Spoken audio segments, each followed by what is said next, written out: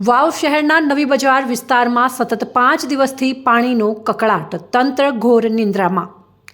15,000ની જનસંખ્યા ધરાવતા વાવ શહેરના નવી બજાર વિસ્તારમાં 4 વાસ સહિત રબારી વાસ અને ઇતર સમાજના મળી 1,000થી વધુ લોકો વસવાટ કરી રહ્યા છે અને છેલ્લા 5 દિવસથી 45 ડિગ્રી તાપમાન વચ્ચે આ વિસ્તારને પાણી મળતું ન હોવાથી પૂર્વ સરપંચ કેડી રાઠોડે જવાબદાર તંત્રને લેખિત મૌખિક જાણ કરવા છતાં પરિણામ શૂન્ય રહ્યું છે।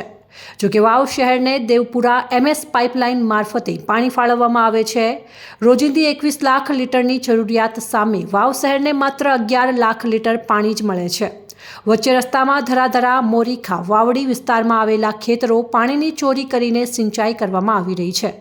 સત્વરે જવાબદાર તંત્ર આવા પાણી ચોરી કરતા તત્વોને સબકનો પાઠ શીખવે તે જરૂરી છે। પૂર્વ સરપંચ કેડી રાઠોડ વાવ આ નવી બજાર 4 વાસને છેલ્લા 15 દિવસથી 33 દિવસે પાણી આપવામાં આવે છે।